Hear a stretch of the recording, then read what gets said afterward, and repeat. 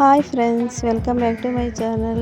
இன்றைக்கி என்ன ப்ளாக் என்னன்னு பார்த்தீங்கன்னாக்கா, ஒரு 15 நாளாகவே இந்த வேலை நாளைக்கு செஞ்சுக்கலாம் இன்றைக்கி செஞ்சுக்கலான்னு விட்டுட்டே வந்த வேலை தான் இன்றைக்கி செஞ்சு முடிக்க போகிறோம். கடைசியாக செஞ்சு முடிச்சிடலாம் அப்படின்ட்டு வேலை ஸ்டார்ட் பண்ணிட்டோம். இப்போ வாங்க வீடியோக்குள்ளே போகலாம்.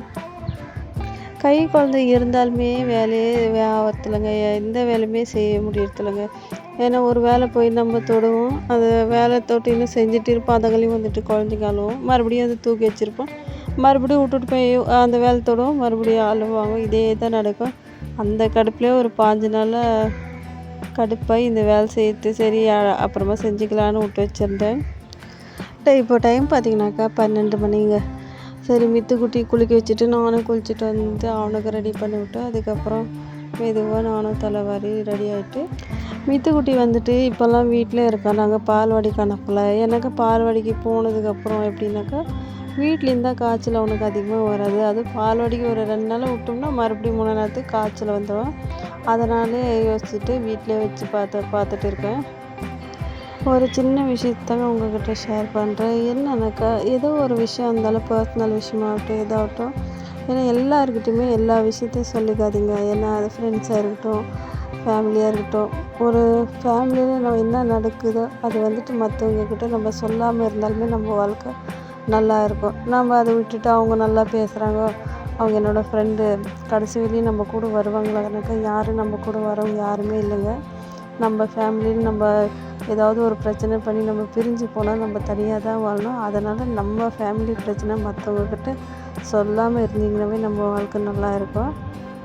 நம்ம எல்லோரும் பண்ணுற தப்பே ஒரே தப்பு தாங்க. அவங்க வந்துட்டு நம்மக்கிட்ட நல்லா பேசினாலும் ஐயோ இவங்க ரொம்ப நல்லா பேசுகிறாங்களே அப்படின்ட்டு உடனே நம்பி நம்ம பர்சனல் விஷயம் எல்லா விஷயத்தையும் அவங்ககிட்ட ஷேர் பண்ணுறோம்.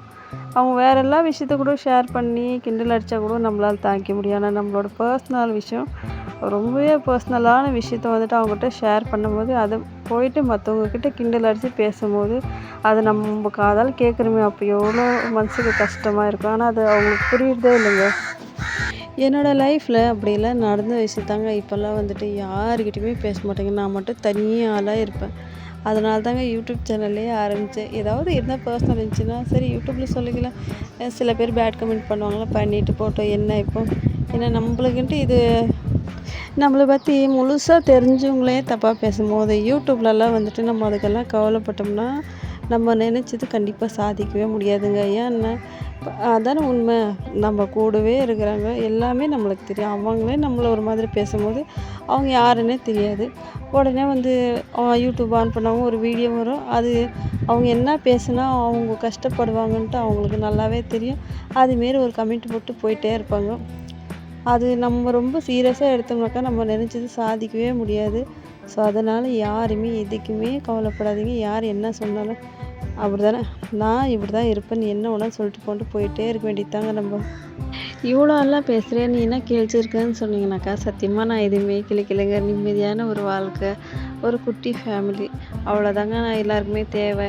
என்னன்னாக்கா எதுக்கு யூடியூப் ஓப்பன் பண்ணன்ட்டு உங்களுக்கு நல்லாவே தெரியும். முடிஞ்ச வரைக்கும் நம்மளால் முடிஞ்ச வரைக்கும் அவருக்கு ஹெல்ப் பண்ணணும். அதை தவிர மற்றது எதுவுமே இல்லைங்க.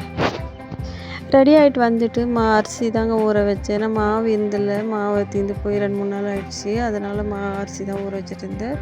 எப்படின்னாக்கா 3 டம்ளர் சாப்பாடு அரிசி, 3 டம்ளர் ஸ்டோர் அரிசி தனித்தனியாக தாங்க ஊற வைப்பேன். உளுந்து 1 டம்ளர், ஏன்னா வெந்தயம் இல்லை காலி ஆகி போயிடுச்சு. அதனால் மறுபடியும் அப்படியே ஊற வச்சு பார்க்கலாம் மாவு நல்லா வருதான்னு ட்ரை பண்ணேன். பட் ஆனால் வெந்தயம் போடலாம் கூட மாவு சூப்பராக வச்சுங்க. காலையிலேயே அரிசி ஊற வச்சுட்டுங்க. அதுக்கப்புறம் வந்துட்டு வரமிளகா வாங்கி 2 மாதத்துக்கு மேலே ஆச்சுங்க. வாங்கினப்போ வெயிலில் நல்லா காய வச்சு பையில் எடுத்து போட்டு வச்சுருந்தேங்க. ஆனால் பையில் இருக்கிறதுனால என்னன்னு தெரில, வரமிளகா வந்துட்டு நமத்து போயிருந்துச்சு. சரி மறுபடியும் காய வச்சு எடுத்து வைக்கலான்ட்டு அது தாங்க காய வைக்கிறது எடுத்துகிட்டு போயிட்டு இருந்தேன். எடுத்துகிட்டு போயிட்டு காய வச்சுட்டு இருந்தேங்க. அதுக்கப்புறம் வந்துட்டு இந்த ஸ்டோரில் நம்ம வாங்குறோம்ல அந்த பருப்பு வந்துட்டு நான் அப்படியே தாங்க இருக்கும். நான் அதில் வந்துட்டு சாம்பார் அதிகமாக நான் வைக்க மாட்டேன். வெறும் அரிசி பருப்பு சாதம் தான் செய்வேன். சாம்பாருக்கெல்லாம் வந்துட்டு கடையில் தாங்க பருப்பு வாங்குவேன். ஏன்னா வந்துட்டு ஸ்டோர் பருப்பு போட்டால் சாம்பார் நல்லா இருக்க மாட்டேங்குது. அதனாலேயே கடை பருப்பில் தாங்க சாம்பார் வைப்பேன். பருப்பு காய வச்சுட்டு அதுக்கப்புறம் பார்த்திங்கன்னா கடலை பருப்பு வாங்கி 1 மாதம் ஆச்சு. ஆனால் யூஸ் பண்ணவே இல்லை. வாங்கிட்டு வந்து வச்சதே மறந்துட்டேன். வடைக்கு தாங்க வாங்கிட்டு வந்தேன். இங்கே என்ன பிரச்சனைனாக்கா பருப்பு ஊற வச்சோம்னாக்கா அது உரலில் தான் ஆட்டி வடை சுட்டால் எல்லாருக்குமே பிடிக்கும். அதனாலே நான் பருப்பு ஊற வைக்காமல் விட்டுட்டேன். ஏன்னா எனக்கு உரலில் ஆட்ட சுத்தமாகவே பிடிக்காது. வாங்கி 1 மாதத்துக்குள்ளே பருப்பு வந்துட்டு பூச்சியாக இருந்துச்சு. சரி அதை எடுத்துகிட்டு வந்து காய வைக்கலான்ட்டு காய வச்சுட்டு இருந்தேன். என் மாமியார் வந்துட்டு எங்கே பார்த்துருவாங்களோன்ட்டு பயத்துலேயே தான் காய வச்சுட்டு இருந்தேன். ஏன்னா அவங்க பார்த்தா திட்டுவாங்க. அவங்களுக்கு எந்த ஒரு பொருளுமே வேஸ்ட் பண்ணக்கூடாது. அது தாங்க உண்மை. ஏன்னா நம்மள மாதிரி இருக்கிற ஃபேமிலியிலலாம் ஒரு பொருள் வேஸ்ட் ஆச்சுன்னா கூட எவ்வளோ வருத்தப்படுவோம் நம்ம. ஏன்னா காசு கொடுத்து வாங்கியிருக்கோம். அதனால ரொம்பவே கஷ்டப்படுவோம். முடிஞ்ச அளவுக்கு நான்லாம் வந்துட்டு எந்த பொருளுமே வேஸ்ட் பண்ண மாட்டேன். நம்ம வீட்டுக்கு இன்னும் வந்துட்டு படியே கட்டலாங்க. அதனால தாங்க எல்லாமே கீழே காய வைக்கிறோம். கீழே காய வச்சோம்னாக்கா என்ன பிரச்சனைனாக்கா என்ன காய வச்சாலுமே இந்த காக்கா வந்துட்டு விடாதுங்க. அங்கேயே உட்காந்துருக்கணும் ஒரு ஆள் திண்ணை மேலே பார்த்துக்கிட்டு. அதே படி கட்டியிருந்தாக்கா மேலே காய வச்சுருந்தாக்கா நம்மளுக்கு அவ்வளோ பிரச்சனை இல்லை. ஸோ அந்த படி கட்டுற டைம் எப்போ வரும் எங்களுக்குன்னு தெரியல. கூடி சீக்கிரம் படி கட்டினாக்கா நல்லா தான் இருக்கும். அப்படி தான் நானும் நினைக்கிறேன். காய வச்சுட்டு அதுக்கப்புறம் வந்துட்டு கோதுமை 3 மாதமா வாங்கினது அப்படியே தாங்க இருந்துச்சு. அது கூட பூச்சி விழல, நல்லா தான் இருக்குது. இந்த பருப்பு மட்டும் தாங்க 1 மாதத்துக்கெல்லாம் பூச்சி விழுந்திருக்கு.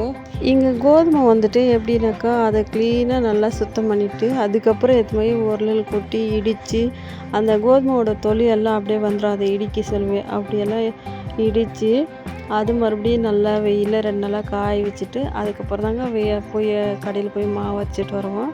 பட் ஆனால் அப்படி செஞ்சு சப்பாத்தி சூப்பராகவே வரும், சாஃப்டாக வருது.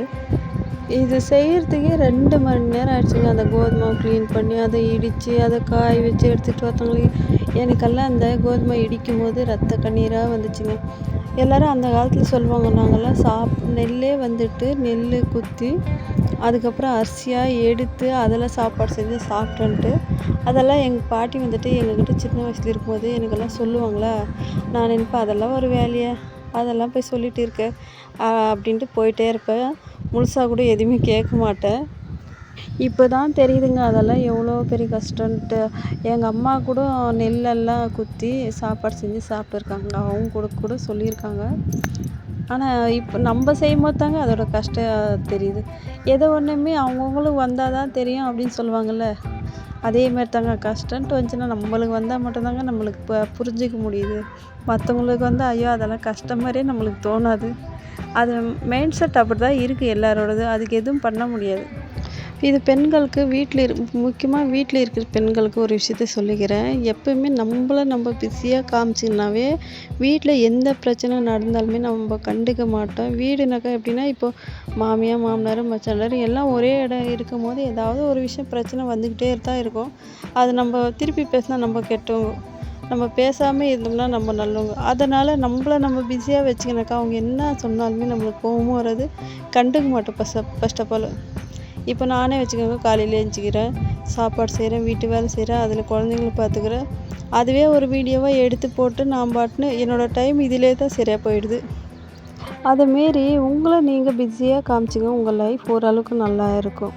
பாய்ங்க. அடுத்த